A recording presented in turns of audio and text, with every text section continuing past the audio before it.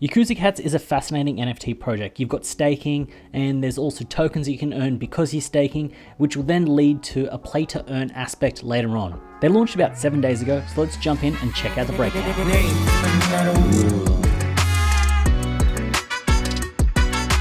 First up, I want to say if you could hit the like button, it really helps out with the YouTube algorithm. Also, down the bottom, I've got chapters so you can fast forward to the sections that you want. So you can skip over all of the initial parts if you actually know about Yakuza Cats and you just want to get straight to the details. If you want to do that, fast forward to price charts. Before I begin, a big shout out has to go out to Lonut, who said, make a video about Yakuza Cats, bro.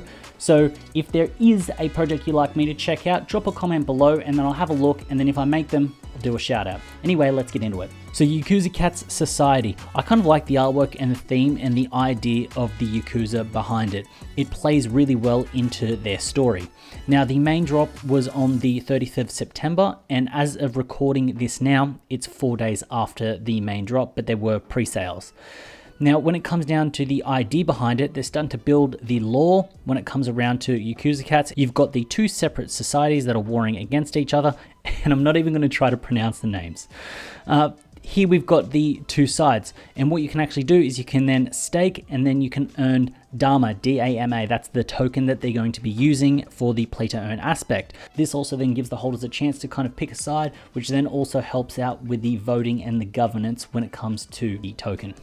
Coming down and having a look, and here's an overview, you've got the two aspects here. Now what's really cool about this is you've clearly got these two aspects, which makes it really easy for the team to expand this and make a third, fourth, fifth, and then eventually you end up with a bigger kind of warring gangs essentially, because at the moment there's just two, but the future projections, I could see there being more, but essentially I could see them building on this IP and building more gangs. Now the roadmap is quite standard. They've got a liquidity pool, and then they're also going to be having the wall. And then when it comes down to the post-sale roadmap, you're going to have all the rarity tool aspects that you'd like to see in any good project. And they're also going to be doing some collaborations, and then also getting a spot in Decentraland. Now, what I think is cool about this project is the team is large, and having a large team, it might seem quite big and lethargic, but I like it because it gives a chance for collaboration and actually execution on the roadmap that they've got planned. Now on Medium, they have actually broken down what they actually want to do, and it's a little bit more detailed than what you would get on the website, which is nice. So it's a good little read. You can kind of see how they've come up with the idea and the actual details around the tokens, how they work, and what some of the play to earn aspects could be. Now heading on over to their Twitter, what we can see here is they've got 30,000 followers. Now what I really like is they are posting a lot, they are retweeting a lot, and they are engaging with the community quite a lot, which is nice to see. Saying that, it is about 4 days post launch, so there still is this hype and build up still going around, so don't take too much away from that. When we jump over onto their Discord, we can see here they've got 72,000 people in their Discord, which is really, really good. Now heading on over to their Opensea, what we can see here is a snapshot of the distribution. We've got the 8,900 items, 3,700 owners with a floor price of 0.22. If we actually go to the buy now, what we can then see is we can see that you've got 0.2 to 0.2. So after about 10 buys, you'll get up to 0.23. And then after another 10 buys or so, what you then see is a lot of them around that 0.24 mark. So this is 0.239. So what this basically is, it's either going to mean that a lot of the holders are going to have to delist, or there's going to have to be a substantial amount of volume to start moving that floor price up.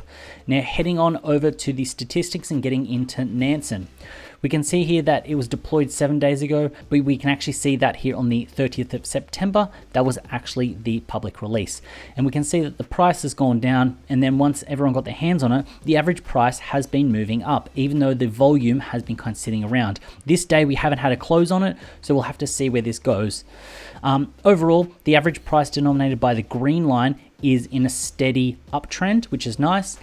There have been this big max day here, so there are some big buys snagging some rare cats there, and in terms of minimum price, it's kind of just crab walking its way. Heading down to the individual transactions, what we can see here is that it is quite flat when it comes to this pricing, and then we actually have some notable buys. So it's looking like if you can get them at around that 0.2 mark, that is a really good buy currently. Heading on over to the top balances, what we can see here is that the top balance has almost, so it's about 240, then 100, then we kind of get down into the 90s, and then it kind of sharply goes down into the 20s. So there is a very big discrepancy between the very top owners and the lower holders. And when it comes down to the top balances over time, this is the public sale day. We can see that it's kind of in an uptrend.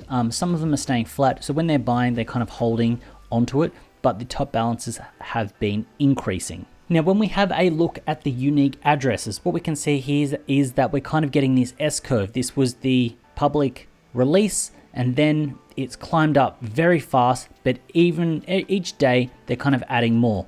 We're still in this day, so we need to see where this close is, but we can kind of see that it's still in an uptrend. So all up, there are 3,600 holders on a project that has 8,900.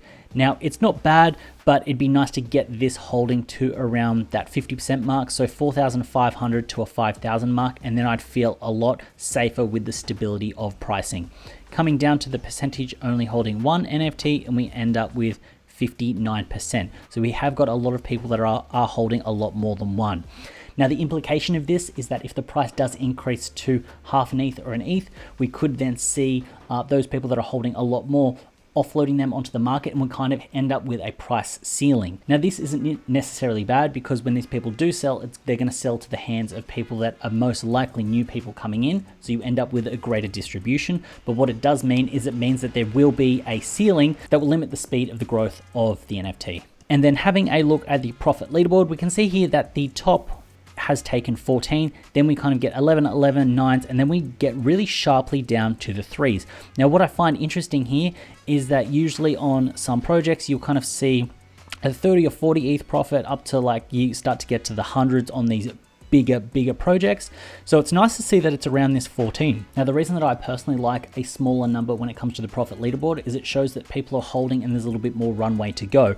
I feel like if everyone's tapped out and made huge bank on this project, then there may be less motivation for people to jump in. The way that I like to see it is that if the top people have all taken 30 or 40 ETH profits, then it's going to be harder for someone to come in and justify it. If someone's made a max of 14, or like realistically around that 10 mark, it then means that if you come in there, you could be making a profit of 3 or 4 ETH if you buy a couple and flip a couple and like write it up. So that's the way that I kind of see and analyze this chart. And then having a look at the recent transactions, we can see a lot of volume currently moving. Now, this chart still needs to be updated, but we can see that there was 20 minutes ago, 21, 22, 23, 30. So you're seeing within that hour, you could actually get to around 20 or 30. So it means that for the price floor to move, so you can see the price floor moving quite fast over a 3 to 4 hour period. So overall, what do I think of Yakuza Cats? I think it's a great project, and I like the idea that they're incorporating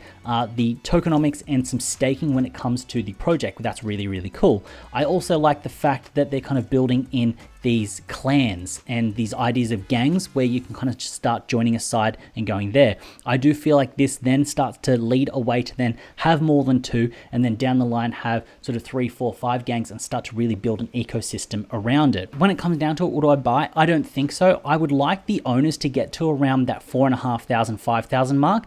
Then I would feel a little bit more stable, because what I feel like would happen is that if I bought in at the 0.22, what could then happen is we might get up to a 0.3 or a 0.4, and then some of those big holders will offload, and then we'll kind of hit that ceiling. I would like to have that project with a bit more of a distribution of owners before I then moved into that. Saying that, if you did get in at mint, or if you did get in at around that 0.1, this is a great hold, and I think this has really good potential. Looking at what they want to do in the roadmap they want to execute, this looks like a really, really good project, and they're really pushing the boundaries of what you can do in the NFT space, and I feel like there's a lot more that they can expand into as well, which is really good if you're a holder. So overall, I hope you found value in this video. If you did, please consider subscribing, and if there are any projects you'd like me to check out, drop a comment below and I'll try to go around to checking them out. As always, it's been a pleasure having you with me. I look forward to seeing you in the next video.